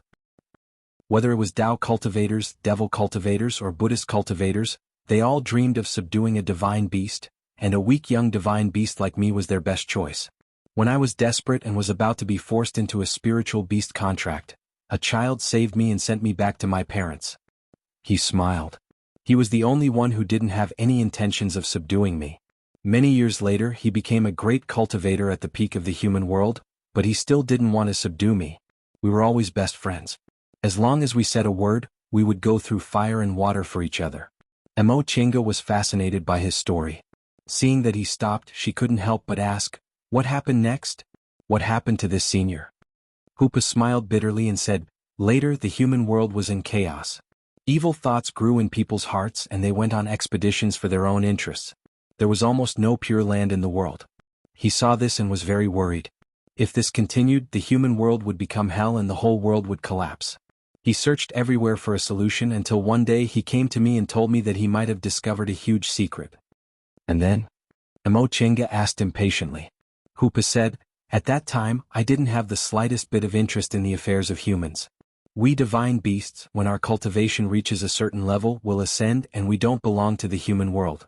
Moreover, he was about to go through the tribulation, so no matter how chaotic the world was, it had nothing to do with us. He paused, closed his eyes and said with a pained expression, I just didn't expect that after he left that time, he never came back. Mo Chinga exclaimed softly. Isn't that senior going to ascend soon? Who can take his life? Hoopa took a few deep breaths until his breathing calmed down. He then said, I don't know. I only know that he died in a chaotic battle. In our era there were many powerful cultivators, and many of them were facing ascension. He was strong but he was not the only one. He paused for a moment. After he died, I began to finish what he hadn't finished. But it was too late. Not only was I unable to stop the destruction of heaven and earth, but I was also imprisoned here by the immortal realm because I disobeyed the orders of my superiors. So that's what happened. Mo Chinga never expected that Hoopa was imprisoned for such a reason. No wonder he was very friendly to humans. Even though he knew Xianyu was hostile to them, he didn't want to kill them. Hoopa continued, he left too suddenly. There were many things he didn't have time to tell me. I only knew the approximate location of the sacrificial temple. However, I firmly remember one sentence he said. What did he say? The two of them hastily asked. Hoopa said word by word, he said this was a gamble, an unprecedented gamble. If he won, the human world would have a chance to survive. A gamble? Mo Chinga murmured. A huge secret, a gamble. Could it be the reason for the world's great chaos and the method to solve it? During the hundreds of thousands of years I was imprisoned here, I often recalled everything that happened in the past. I think it's most likely the case. Hoopa sighed deeply. Unfortunately, I can't personally unravel this riddle. The two of them were moved. They understood the meaning behind Hoopa's words. Sure enough, Hoopa said, are you willing to continue doing this in my place? The two of them didn't answer immediately. Although they had always wanted to find the answer, what Hoopa said was beyond their imagination. Senior, she asked cautiously after pondering for a long time, even almighty people like you can't find the answer. Can we? Hoopa smiled. I can't answer this question. I can only tell you that before this world collapses, the upper realm won't interfere with you saving yourselves unless you're like me and deliberately rebel against them. Hoopa said faintly, my descendants have already made arrangements. This matter doesn't benefit me at all. Whether you want to do it or not, it's up to you. Mo Chinga thought for a while then asked, Senior, why don't you let your descendants do this? Hoopa said, I told you we divine beasts are actually very lazy. This is the human world and you humans are the ones in charge.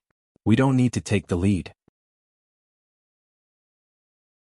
As for you, if I didn't happen to notice that you have divine beasts' breaths on you and probably have some relationship with the 5-spirit sacrificial temple, I wouldn't have told you these things. Mo Chinga and Qin Shi looked at each other. They had to admit that Hoopo's words moved them. If the world was really in chaos and a sign of destruction, this was what they had to do. Qin Shi nodded solemnly. We agree to this matter. Hoopa smiled and spread his hands. A ball of light slowly gathered in his palms. He said, These are all my memories of this matter. Among them are the locations of all the sacrificial temples. I think they'll be helpful to you. He let go of his hands. The ball of light fluttered, scattered into light spots and flew into their heads. A lot of ideas suddenly appeared in their heads.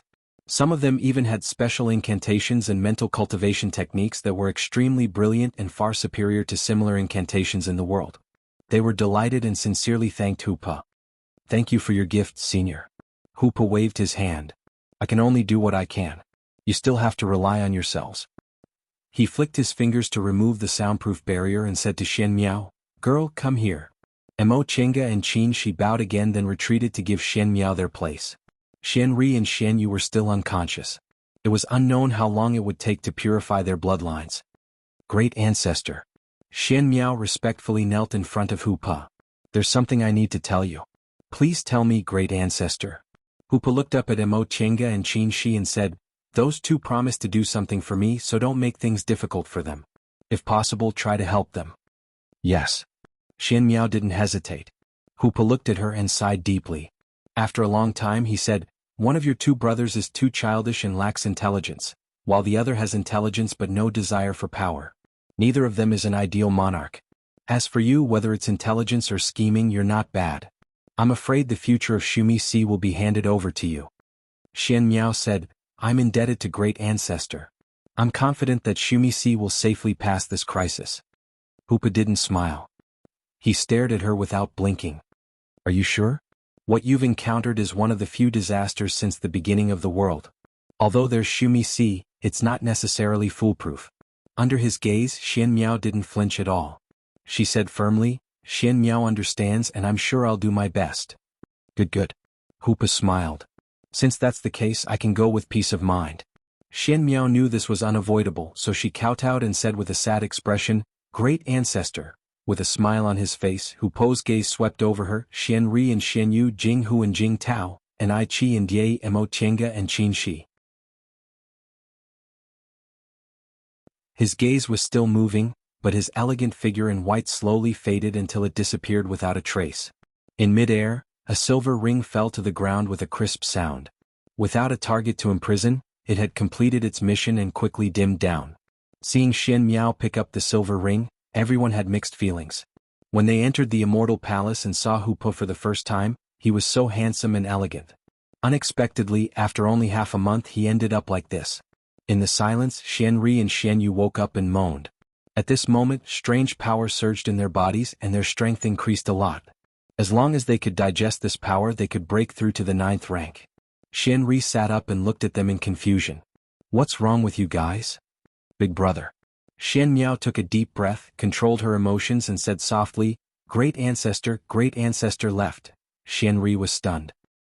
He looked in front of her and saw that the place where Hoopa originally sat was now empty. *****, the 6th Dao Palace was destroyed by Hoopa, and the restrictions around it were swept away. There was no sea of clouds or boundless pool, only a dry hole in the ground. The two of them and the 7 demons were all injured, so they simply rested on the spot. Then Mo Chinga and Qin Shi found little Feng and Fairy Feng Qing in the ruins of the 6th Dao Palace. They were both seriously injured, probably because they were torn apart when the space was destroyed. Half a month later, when most of their injuries were healed, they said goodbye to each other. Fellow Taoists. Xian Miao walked towards them and bowed to greet them. With Hoopo's affirmation, Xian Ri, Xian Yu, Jing Tao, and Jing Hu all recognized her status, so she was in high spirits now. 3rd Princess. Mo Chenga called her that while thinking Xian Ri, Xian Yu. This 3rd princess should be called Xian Xing. Why is she called Xian Miao? Xian Miao didn't know what she was thinking, so she said kindly, You can just call me Xian Miao. Calling me 3rd princess is too distant. Mo Chinga thought again, we're already quite distant. Although she didn't have any bad feelings towards Xian Miao, she still instinctively kept her distance. She didn't want to get too close to such a scheming person. Using her brain was too tiring. Did she seem to have infected Hu Po's laziness? Xian Miao said, we're going back to Shumi Si. What are your plans? Qin Shi said, we're also going back. Xian Miao nodded, took out something from her sleeve and handed it to Mo Chinga. Great Ancestor ordered us to help you as much as possible. This is the token of our Qilin clan. If you have time in the future, you can come to Shumi Si for a gathering. This token was a glowing shell that contained abundant spiritual aura. It was something they had never seen in their lives. Mo Chinga put it away and cupped her hands. Thank you, Princess Xian Miao. Xian Miao smiled and said goodbye. See you later. See you. Under Xian Miao's lead, the demons left the cave. In just a moment, everyone was gone.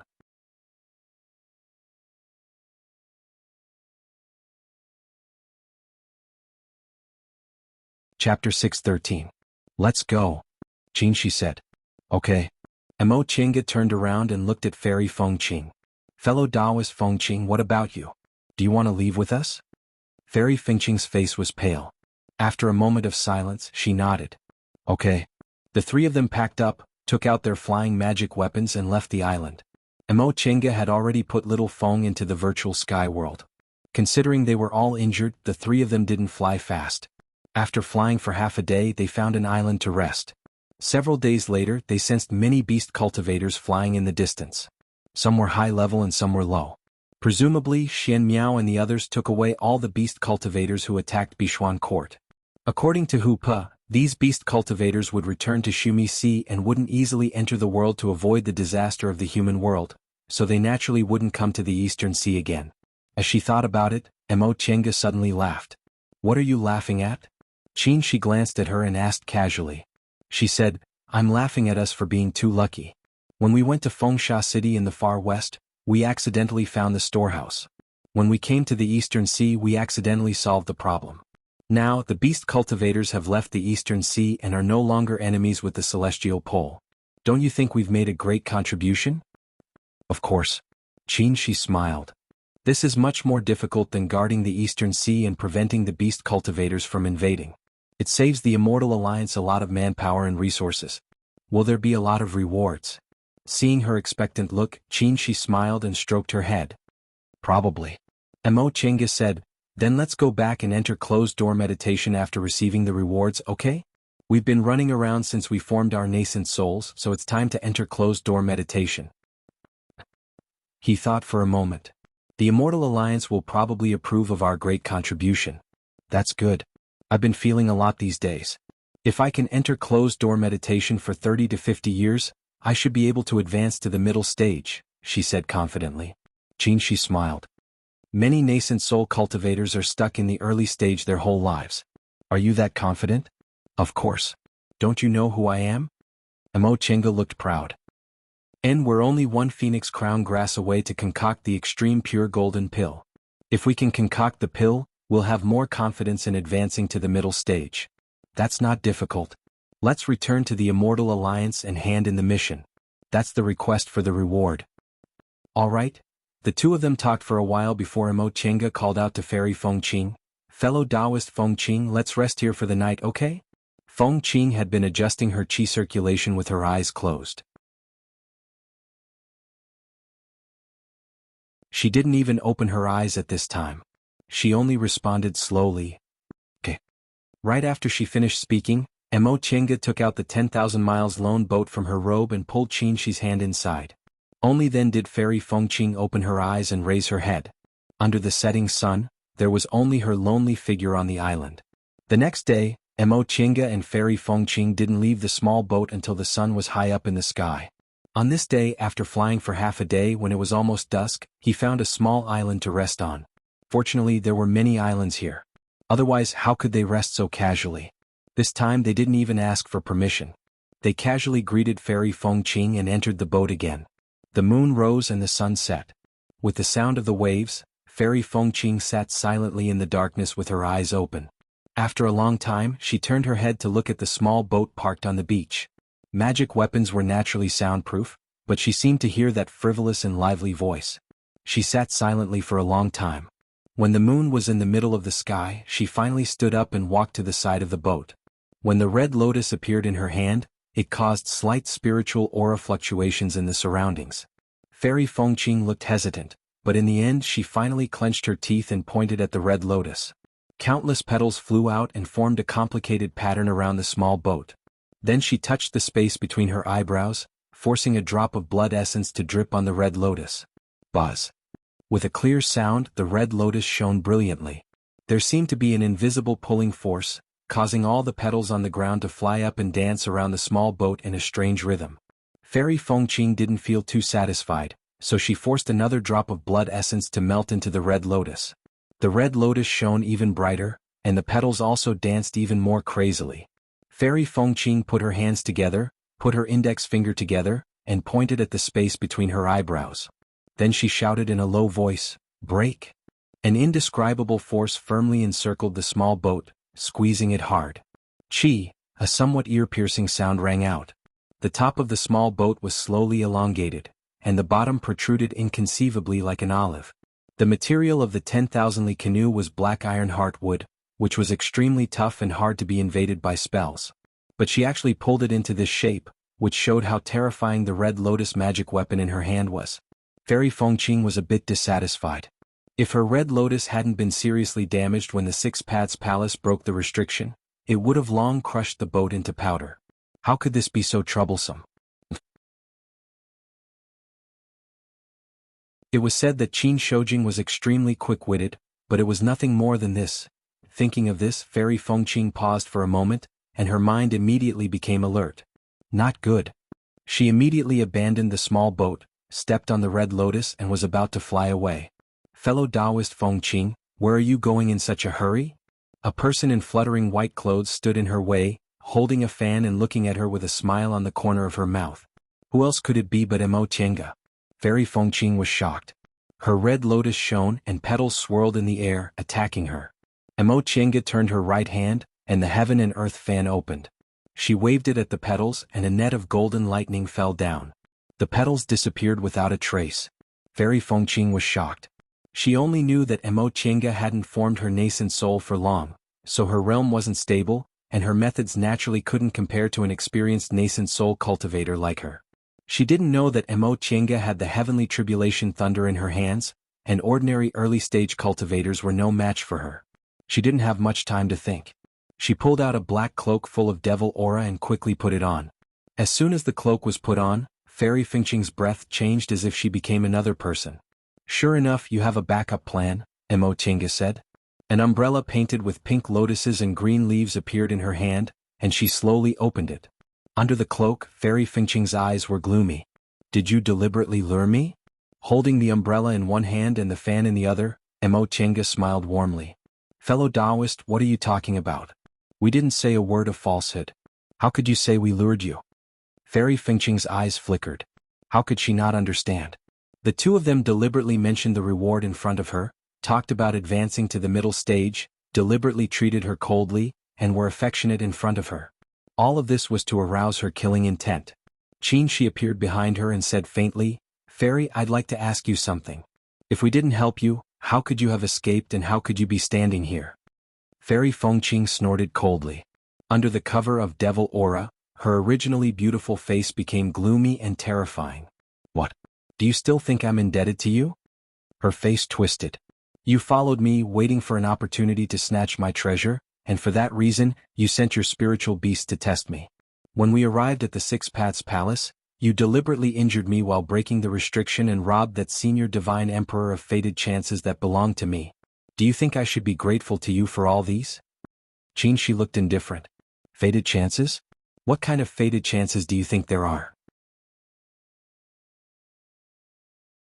After she woke up, she only heard that Hoopa gave them a task, but she didn't know what the task was, so she took it for granted that it was a fated chance. How could a task given by a divine beast not be a fated chance? Unfortunately, her thought, which should have been taken for granted, was wrong. The task Hoopa gave them wasn't a fated chance but a huge trouble. Even without us, this matter wouldn't have fallen on your head. She didn't want to explain the task, so he only said, "Without us, you wouldn't even be able to enter the Six Paths Palace, let alone break the restriction. I'm afraid you wouldn't be able to take a step out of the Six Paths Palace until the end of your lifespan." "Senior Marshal brother, what's there to explain to her?" Amo Chenga said, "Look at her. Does she look like someone who listens to explanations?" Fairy Fengqing snorted coldly in an appropriate manner. Amo Chenga stared at her indifferently. "Yes, we did it on purpose. Who told you to always be hostile to us? You even wanted to kill us.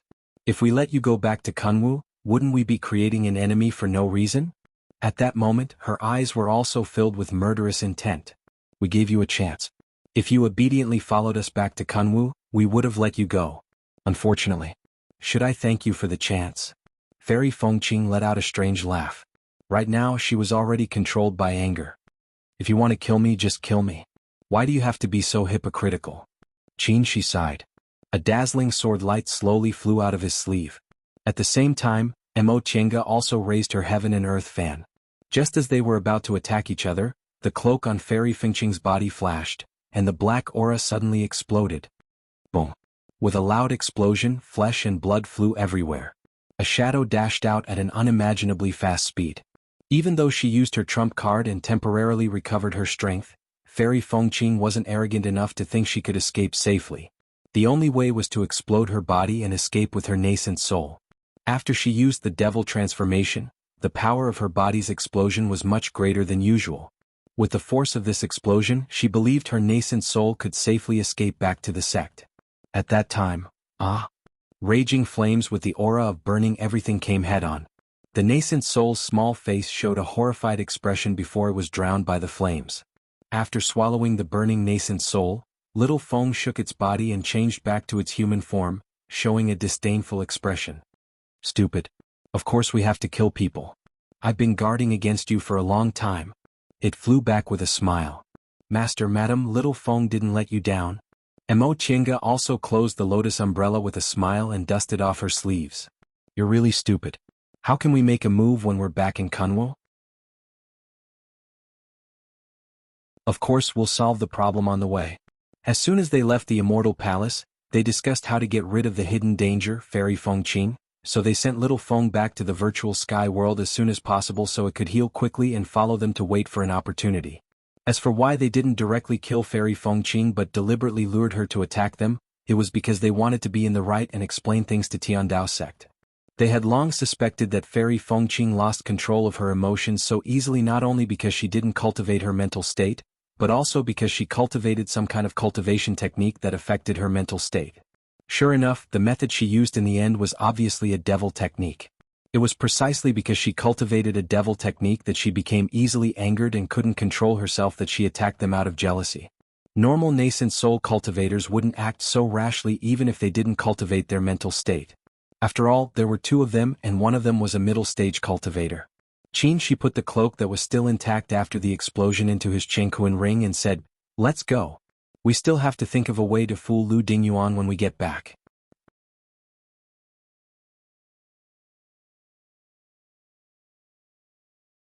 Chapter 6:14.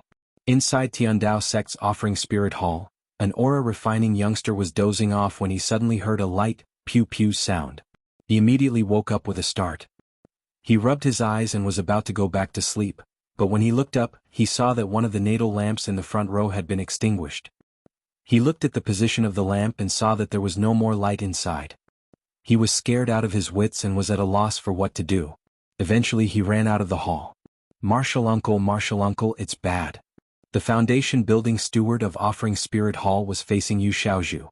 He was a bit impatient to be disturbed. "What's with all the noise?" Which Marshal Uncle had fallen. "There's no need to make such a fuss." "No, it's not which Grandmaster." The youngster panted. It's the first row." "The first row?" The steward was terrified.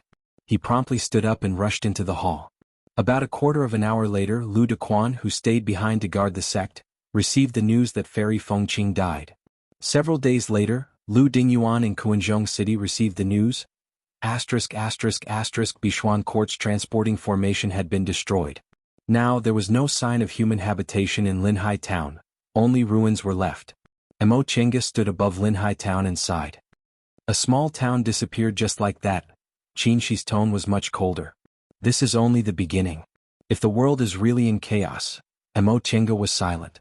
What Hoopa said was too shocking. It was related to the end of several eras since the distant past era. Now, did they also usher in the end of an era? They could only hope that Hoopo's speculation wasn't true and that the world hadn't fallen into chaos yet. A dog's bark came from the ruins. A thin and small figure ran out of the ruins, followed by a wild dog. One man and one dog were fighting over a black object whose original appearance couldn't be seen. This person was thin and small. Judging from his appearance, he was only 8 or 9 years old.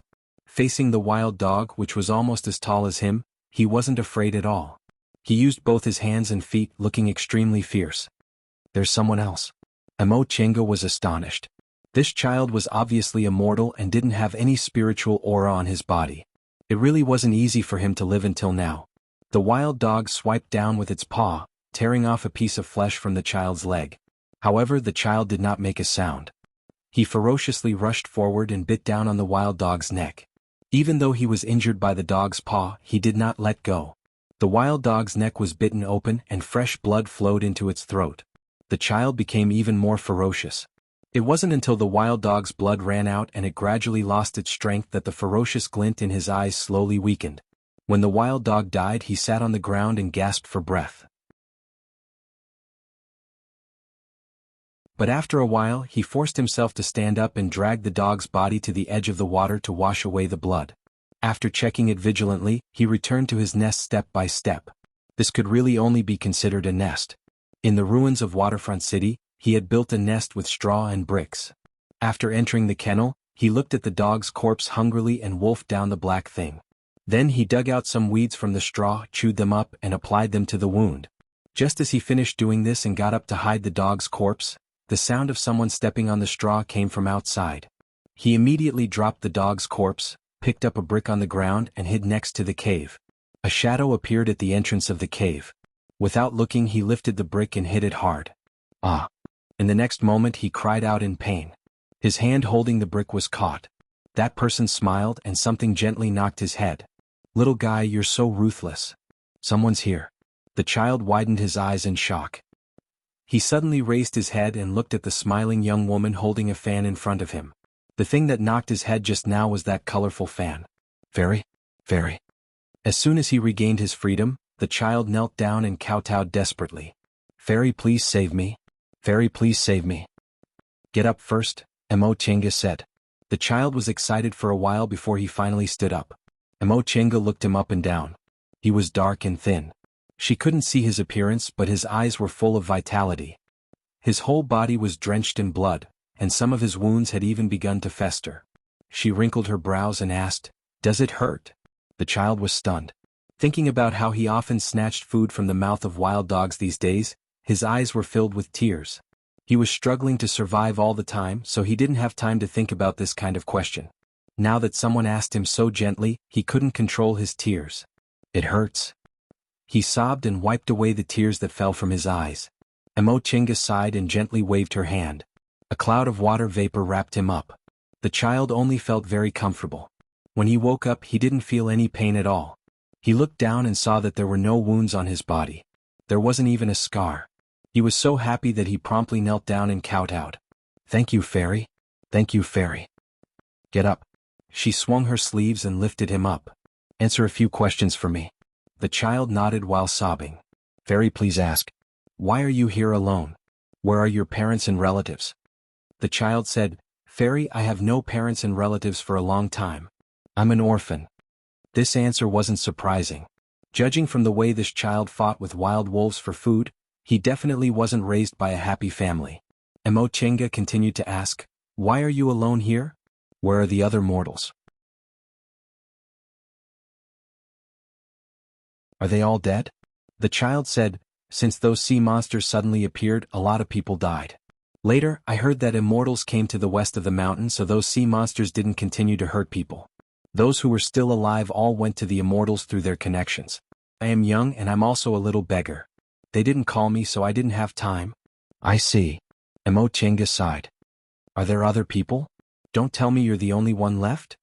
The child shook his head. There were a few people a few days ago, but I haven't seen them in the past few days. Mo Chenga nodded. Even if they were lucky enough to survive, the conditions were so bad that not many people could survive until now. Fairy, seeing that Mo Chenga didn't speak for a long time, the child said anxiously, "Please take me with you. I'll do anything for you. I can do any kind of rough work." Was he worried that she would leave him behind? Mo Chenga stared at him and said, "I don't need a manservant." To then.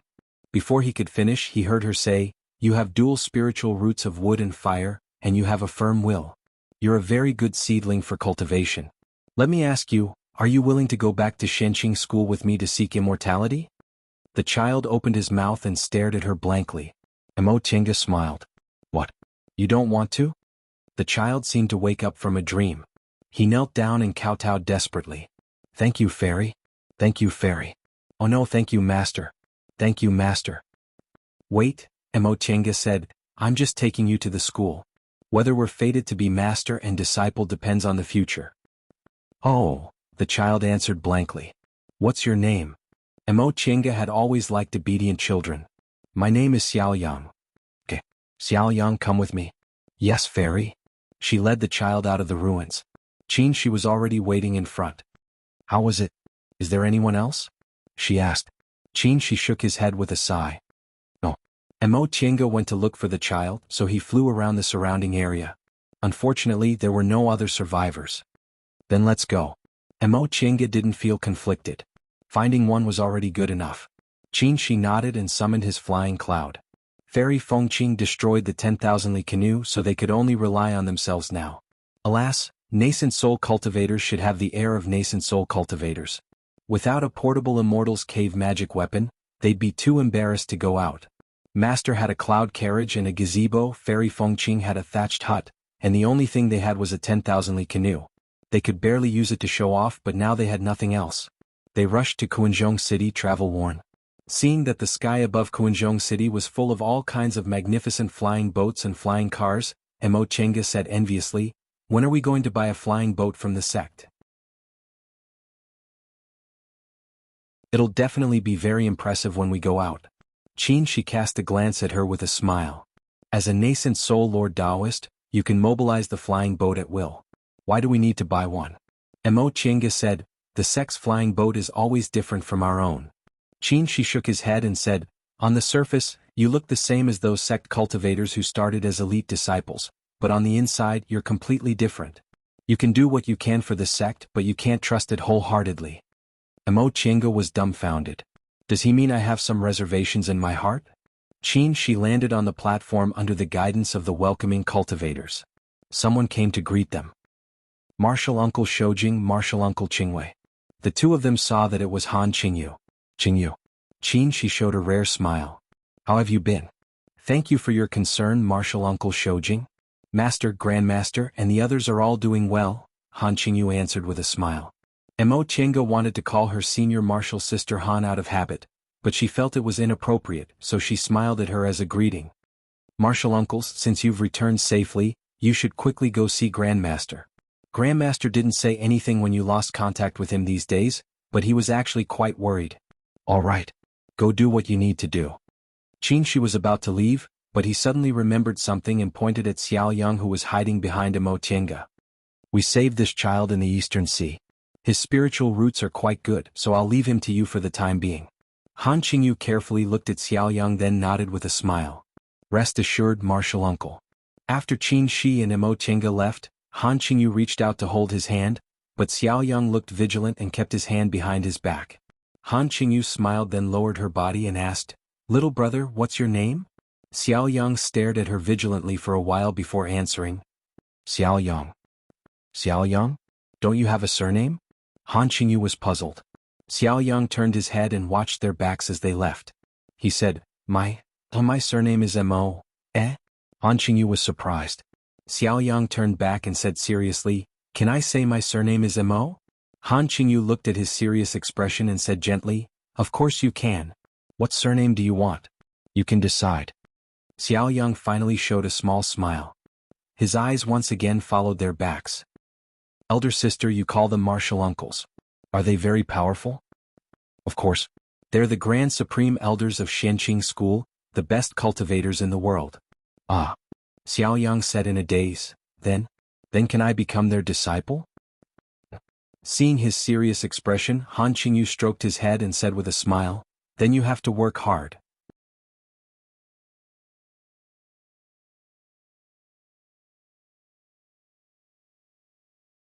Chapter 6:15. You actually came back alive.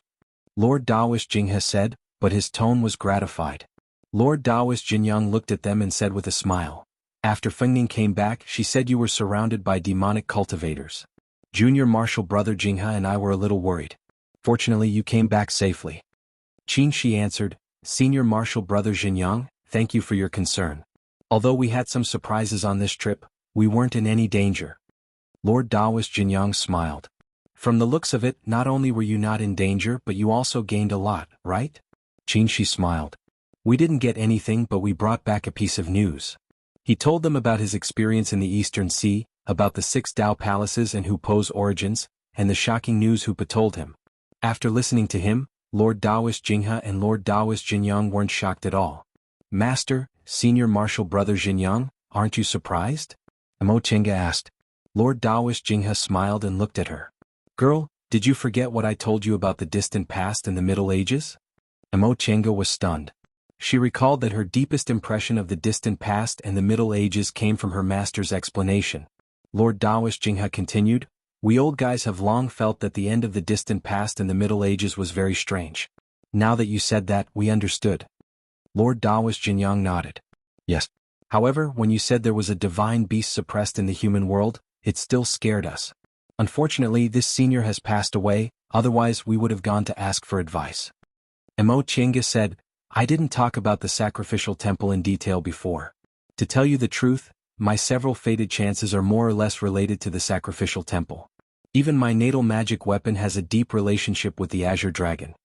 She told the 2 Lords Daoist Jinghe in detail about her foundation building, her chance encounter with the Azure Dragon at the sacrificial temple, and her recent encounter with the White Tiger at the sacrificial temple in the far west. They had heard some of these things before, but because it involved fated chances they didn't ask much. Now that they heard Mo Chenga from beginning to end, Lord Daoist Jinyang couldn't help but sigh. Everything is predestined. These sacrificial temples have existed for many years, and only a few people know about them, but you ran into them one by one. Now that you've met this senior divine beast and learned the cause and effect, I think this matter is destined to fall on you. Mo Chenga said, if this matter is related to the destruction of the human world, we'll naturally do our best. However, this is a very important matter. Even a powerful senior who was close to ascending couldn't do it. How can the 2 of us do it? Lord Daoist Jinyang smiled and waved his hand. It's not the 2 of you, it's the entire Shenqing school. You have to remember that you're Shenqing school's nascent soul Dao Lord. No matter what happens, Shenqing school will stand behind you. Mo Chenga also knew about this, but when Lord Daoist Jinyang said it, it had a different meaning. She couldn't help but recall what Qin Shi said to her just now. She could do anything for this sect, but she could not trust it wholeheartedly. And a long time ago he had once said that disciples like him, who had grown up in the sect, had different feelings for the sect than she did. She began to reflect on her feelings for the sect. What did she lack in the end? Just like Qin Shi said, she was willing to do what she could for the sect. If the sect was in trouble, she would stand firmly on the sect's side. No matter how long she wandered outside, she would always want to come back because there were people she cared about here. However, what belonged to the sect wasn't hers. She would only feel at ease if something belonged to her. She seemed to understand a little bit. What she lacked was a sense of security. When she was young, she kept losing things, and she also experienced running away from Yunwu sect. Therefore, it was very hard for her to believe that the sect would support her unconditionally. Let's do it this way. In the end, Lord Daoist Jinyang made his decision. This matter is over. You don't have to stay in Kuanzhong City anymore. From now on, you can only focus on this matter. Mo Chenga regained her senses and asked, Senior Marshal Brother Jinyang, isn't our cultivation level a bit too low? Lord Daoist Jinghe laughed and scolded, Girl, you think you don't have time to cultivate and want to take advantage of the situation, right? Mo Chenga smiled. Master, don't talk nonsense. The higher my cultivation level, the more confident I'll be in this matter. What Qingwei said also makes sense. Lord Daoist Jinyang stroked his beard and smiled. In my opinion, this matter itself can't be rushed. We're still not sure whether the world is really in chaos, so we have to observe for some time. What Senior Marshal Brother Xinjiang said makes sense. She nodded in agreement. The current situation is indeed quite difficult, but it's not to the extent that the world is in chaos. At least, the order of the human world hasn't fallen into chaos yet. If we rush to do this matter and don't make sufficient preparations, we'll be the ones to suffer in the end. The other three people couldn't help but nod.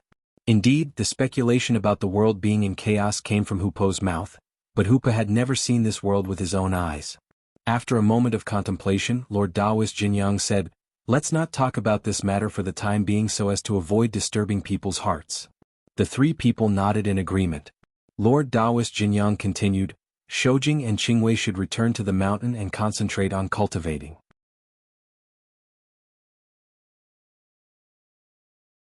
First, if this matter is true, the two of you should look for the remaining temples.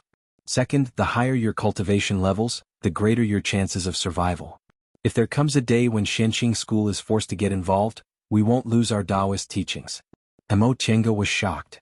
Senior Marshal Brother Xinjiang, Lord Taoist Xinjiang comforted her. "This is the worst-case scenario. We don't even know the current situation, so we're far from that point." Mo Tiange was also aware of this, but Lord Taoist Xinjiang's words made her feel moved. Survive and leave behind their Taoist teachings for Xianqing school. She suddenly understood the feeling she was talking about. The school was their biggest reliance and the one they trusted the most. "All right." Lord Taoist Xinjiang smiled and stood up. "The two of you have made great contributions this time. I'll go ask for your rewards later. You should rest first." Senior Marshal Brother Xinjiang. She called him. "There's one more thing I need to tell you." "What is it?" "We killed Fairy Fengqing," she said. "What?" The two Lord Taoists were surprised. Lord Taoist Xinjiang asked anxiously, "Fengqing is dead?" She nodded. "For some reason she's always been hostile to us. Later, when we gave her some guidance, she really did try to kill us. That being the case, we killed her." Lord Taoist Xinjiang sat down again. "Tell me in detail." She then took out the cloak and explained Fairy Fengqing's actions in detail to him. Lord Taoist Jinghe snorted coldly. Since she wanted to kill us, she should have made the first move to gain the upper hand. Was she supposed to wait until the knife was hanging over her head before she fought back? You did the right thing. Even if you spread the news, you'd still be in the right. Lord Taoist Xinjiang's reaction was completely different. He stroked his beard thoughtfully. Logically speaking, Lu Dingyuan should have received the news a long time ago. It seems he deliberately concealed it. Now that Fengqing was dead, Tiandao sect only had 5 nascent soul cultivators left. Not to mention reclaiming the title of the #1 cultivation group in the Celestial Pole, Tiandao sect might be overtaken by Gujian sect if they weren't careful. Lu Dingyuan certainly didn't dare to casually announce Fengqing's death. Besides, on the surface, Fengqing's death had nothing to do with them. Feng Ning could prove that Fairy Fengqing left after they took over Bishuan court. After a moment of contemplation, Lord Taoist Xinjiang lifted the cloak and said to them, "Shoujing Qingwei, I'm afraid I can't give you this cloak." Mo Tiange and she naturally didn't object. They had the aura of divine beasts, so this kind of devil magic weapon was useless to them. Senior Marshal Brother will deal with this matter first. You two can do as you please. Lord Taoist Xinjiang put the cloak into his Qingkuan bag then left. Seeing Lord Taoist Xinjiang leaving the courtyard, Mo Tiange asked, "Senior Marshal Brother Xinjiang, what do you want to do?" "Make a scene, of course." Lord Taoist Jinghe said lazily, "If they investigate, they'll probably find you. It's better to gain the initiative by striking first so old man Lu can't find trouble with you." Fine. Mo Tiange admitted that this was really a good idea. After walking out of Xianqing School's branch courtyard, Lord Taoist Xinjiang adjusted his expression and strode into Wanhe Pagoda in large strides. The disciples guarding Wanhe Pagoda were very surprised. They muttered in their hearts, "Who made this late-stage nascent soul cultivator so angry?" When the disciples greeted him, Lord Taoist Xinjiang just grunted casually and went straight to the 6th floor without touching the ground. On the 6th floor of Wanhe Pagoda, there were only 7 people present. 2 nascent soul cultivators with relatively little experience were summarizing the information from each floor. The rest of the people present were either members of the Elder Assembly or the heads of various cultivation groups. When everyone saw Lord Taoist Xinjiang, they were about to greet him when they saw a black thing fall on the table. "Brother Xinjiang?" Feng Xiao had just called out when Lu Dingyuan, who saw what it was, changed his expression. Lu Dingyuan. Lord Daoist Jinyang gnashed his teeth and stared at him. Can you explain what this means? Lu Dingyuan slowly raised his head with a gloomy expression. I should be the one asking fellow Daoist Jinyang this question, right? Why is Feng Qing's secret treasure in your hands? Umph. Lord Daoist Jinyang snorted. His face was full of impatience. Are you still pretending? Let me ask you, why didn't Feng Qing return to Tiandao sect after completing her mission but stayed in the Eastern Sea? Why did she attack Shoujing and Qingwei when they weren't prepared? Lu Dingyuan frowned. So, Feng Qing was killed by Qin Shoujing and Mo Qingwei? Hearing this, the nascent soul cultivators all sucked in a cold breath. Fairy Feng Qing was dead? Didn't that mean Tiandao sect had one less nascent soul cultivator? Moreover, it was related to Qin Shoujing and Mo Qingwei. Lord Daoist Jinyang sneered. She thought she had been in the nascent soul realm for a long time, and she plotted against him so she would definitely succeed. Unfortunately, she underestimated others too much. Lu Dingyuan raised his eyes. His gaze was as sharp as an arrow and he said word by word, Su, Jinyang. Don't go too far. He sneered and said, although Feng Qing was impulsive, she wasn't a fool. She was only in the early stage of the nascent soul realm. How could she fight against Qin Shoujing, who was in the middle stage of the nascent soul realm, and Mo Qingwei was next to him? It's impossible even if you think about it with your brain. I suspect that they killed Feng Qing and reversed right and wrong. How ridiculous. Lord Daoist Jinyang didn't back down at all. As Feng Qing's senior martial brother, don't you know her temperament? She's always jealous of the strong and the talented. In the past, when she saw Miaoyi of our sect, she couldn't wait to look at him with her chin. When she saw Shoujing and Qingwei, how could she speak nicely to them? As he spoke, he turned to Feng Xiao. Fellow Daoist Feng, have you ever heard Feng Ning talk about Feng Qing's attitude towards them? Feng Xiao's eyes flickered and he said flatly, Feng Ning did say that fellow Daoist Feng Qing didn't handle things well, but it shouldn't be so serious as to kill someone. Humph.